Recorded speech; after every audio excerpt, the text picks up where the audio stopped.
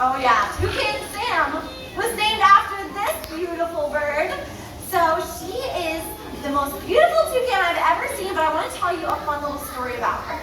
When we first started training here, there wasn't anybody in the audience. So, you know, we came out, did some practicing, did some training, and she did great. Look at that perch, easy peasy lemon squeezy, just like that. But when she had her first show out here and saw all these people, she went and sat up in that tree for the whole show. Yeah, and she didn't fly home until everyone had left the theater. So it is incredible to see now. She is easily flying over crowds of people. Just goes to show that positive reinforcement training we use helps them to gain confidence. And it's incredible seeing her fly over your heads. Definitely like get your camera ready if you want to get a cool up close photo. Nice. Wow, she's so cute up there. And you know, her name is Corona. She actually does have a sister named Guinness. So you know what bird trainers like to do after work. But the reason why we bring it up is because beer cans, soda cans, pop, water, whatever aluminum can you're using are actually 100% recyclable. And materials in order to make new aluminum cans are found in the rainforest where birds like Corona live. And to get that mineral out of the ground, they have to destroy trees and mine it to make more aluminum cans. But since they're 100% recyclable, if you recycle one can, you can save 2 cans. Thank you for those groans. I needed that today. So looks like Corona is out of here, and like I said before, super specialized beaks on these birds. They are there for a purpose. And Boy's beak looks a lot different than those two because she eats something totally different because she is a vulture. She likes to eat dead stuff. Yep. All right, now check it out. You can usually see vultures flying high on thermals up in the sky, but here you can get a really up close look at her. And check out those white wingtips as she flies. Hey girl, you did great. All right, you want to do another one? You got it. You got it. Like I'm gearing up for it. Brianna's got some goodies for you up there too, so it'll be worth it if you decide to go up there. There we go. Good job.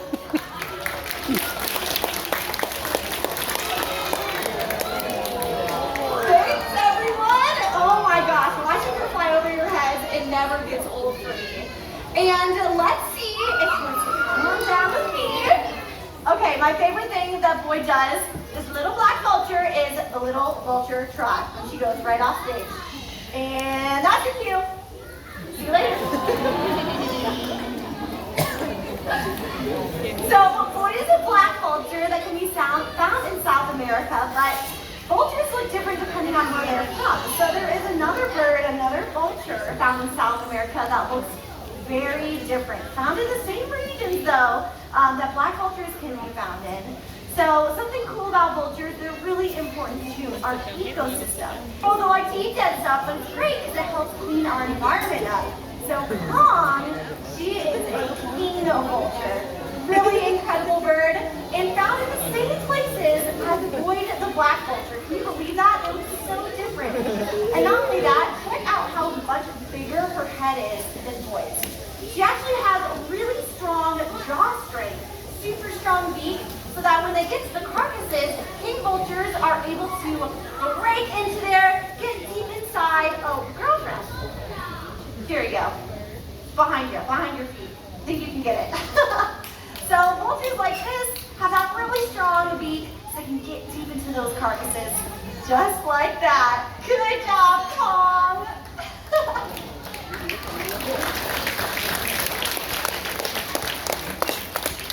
Thanks, everybody. Let me just clean up the little mess that Kong made. You know, we all make messes. Been there, done that, especially me. But like I said before, vultures are so important to our ecosystem. Since they eat all the dead and decaying stuff, that helps get rid of bacteria and the spread of disease. So it's a really awesome adaptation for them to have. It's a little different, and that's because she's massive. So Sadie is an Andean condor. Another vulture. Does anyone want to guess how much you think she weighs? Shout it out. What else? Shout it out. 20, 11, 50. Oh my gosh, these are great. 60. Wow. These are great guesses.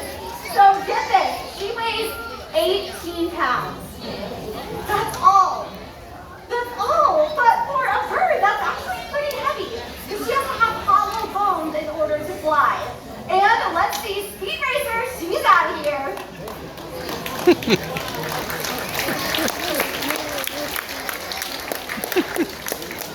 everyone, and thanks, Meg.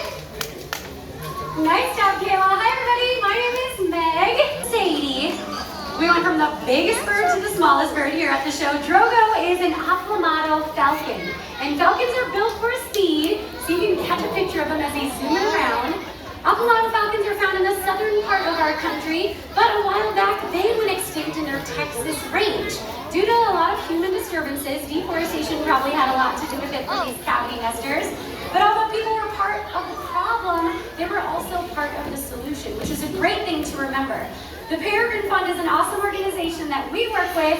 They help raptors out all over the world, and they implemented a breeding program for the Aflamato falcon, and now little birds just like Drogo are zooming around Texas skies once again. So nice job, Drogo. Thank you for letting us tell your story.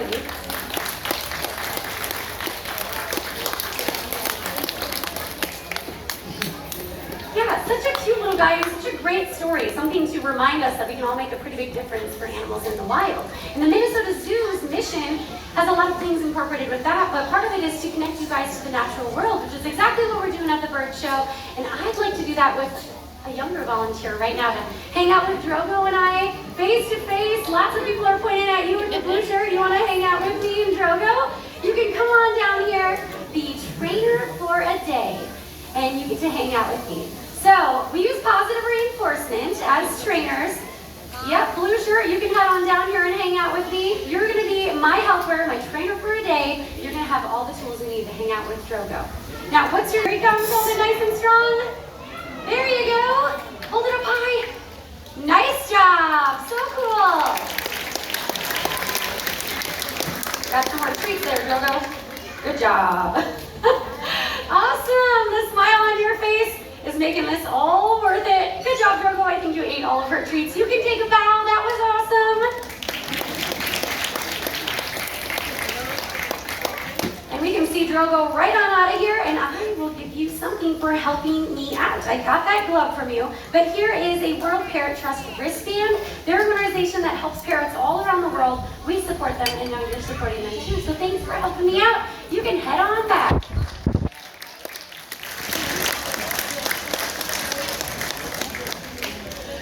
So moments like that are really incredible. Hopefully you all are living through that experience. It's so fun to introduce you to our birds up close and to tell a little bit of their story. Now Kayla's going to help me out with our next feathered friend. How many of you have seen our show before? Okay, how many of you have seen us train our owl out here? Not very many. Well, this is good. This will be a good test because Boston is a Eurasian eagle owl, and when we started training, anytime he would see faces in the crowd, he would turn the other way. So we are gonna see if he wants to hang out with us, get some of his favorite snacks. Nice job, Boston. So Eurasian eagle owls are a beautiful bird. They look very similar to great horned owls that you can see here in Minnesota, but usually it's hard to see owls in the wild because when they're up hunting, we're usually asleep, and then when we're asleep, they're out hanging out. Whether it's early morning, late at night. Nice job, Boston. Right there on that perch, that's a nice job. Good spot to sit. And it's nice to see Boston making these choices to come hang out with us. And Kayla, I'm gonna give him one more piece here. Maybe we can go to the stump again, just so he can have his favorite treats out here. So he's gaining confidence through some of his favorite snacks, seeing you guys up close. We're gonna see if he wants to fly to Kayla one more time. Yeah, let's go, Boston. You got a fan club out there. Good job.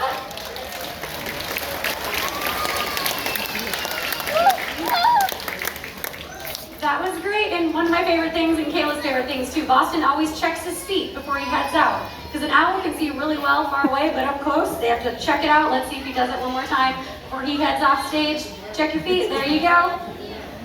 Nice job, Boston, that was awesome.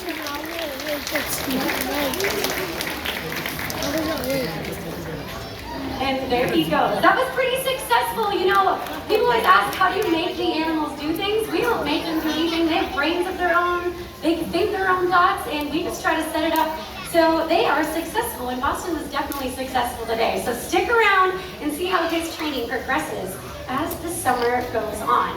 Now, birds are pretty smart, but some of the smartest birds out there are corvids, and that's why we want to introduce you to Truly.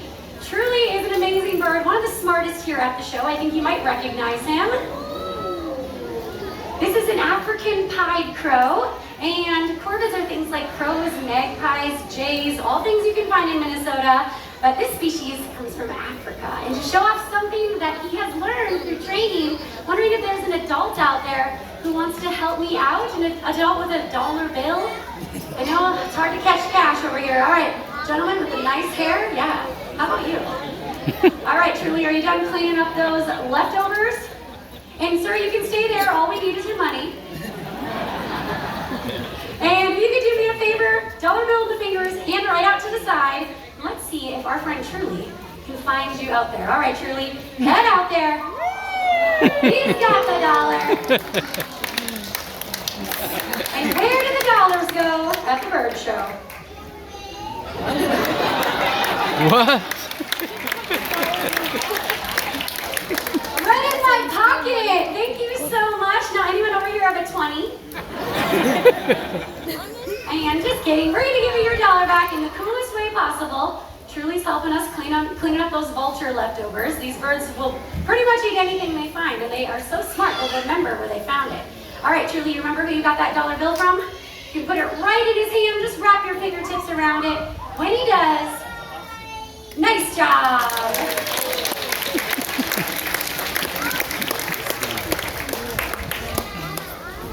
So that is incredible. Thank you so much for volunteering, sir. Just showing off how intelligent these birds are. And I did see a lot of hands in the air and a lot of people waving around dollar bills.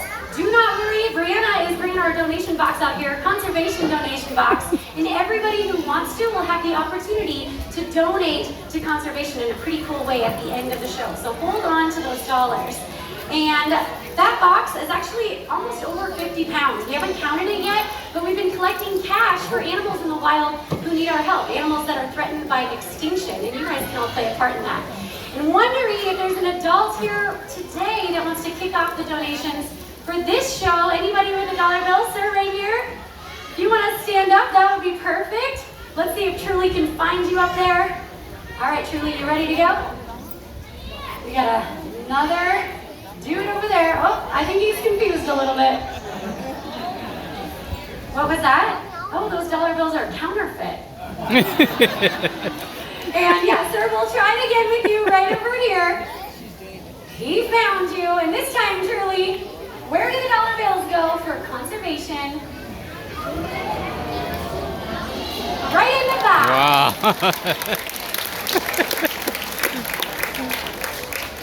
Ava, say thank you. He's going to bring this bracelet up to you. It's a World Parrot Trust bracelet. Wrap your fingertips around it. That's an organization that you are supporting by donating here at the Bird Show. So thank you so much. Nice job, Truly. That's incredible. Thank you so much. And I know you guys have dollars ready to go. So the cool thing is, at the end of the show, I'm going to be out here, right over here by the box. And we have a couple of ravens who would love to take your dollars, put them right in the box for conservation. And if you give us $5 or more, we have a whole bunch of World Parrot Trust wristbands we'd love to hand out to you at the end of the show. So hold on to your dollars, because donating to conservation is very important. I'll check. Have made a lot of changes on our planet over time. Those changes have affected my wallet. ecosystems and species. Many So the time only species are on the rise. Even here in Minnesota, freshwater mussels are threatened by extinction. The Dakota skipper, which is a prairie butterfly. But around the world, animals need our help too, and humans are the only ones who can make a difference. Especially for animals like the blue-throated macaw. Blue-throated macaws are pretty special to us around here. They are one of the rarest macaws found in the wild. And little Grizz is making her way out here to say hi to all of you. And today is pretty special. She's not only an ambassador for her species, showing off that really cute natural behavior, but it's actually her birthday today. She's 1 year old today. So we're celebrating that here at the Bird Show. Nice job, little Grizz. Now, these birds are only found in South America, down in Bolivia. And in Bolivia, their wild population is fewer than 400 individuals.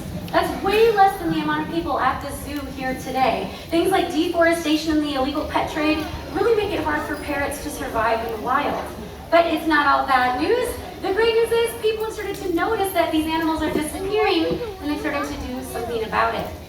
So we've partnered, I know, it's a pretty cool deal. We've partnered with the World Parrot Trust. They are breeding blue-throated macaws just like the birthday girl here, and our hope is that we can drive up that wild population so birds like this can be filling the skies for future generations. Now we hope that you've had a lot of fun here today, learned a little bit about the birds, but mostly just remember the choices that you make or don't make every day affect our planet and the beautiful animals that call it home. The macaws are going to stick around as long as they want to. The ravens will be out here shortly, and it looks like Dan is going to be hanging out with us with Hades, a harpy eagle, one of the largest predatory birds on the planet. So feel free to come on down, say hi, and if you have donations, the ravens will be right out. Enjoy the rest of your day here at the Minnesota Zoo.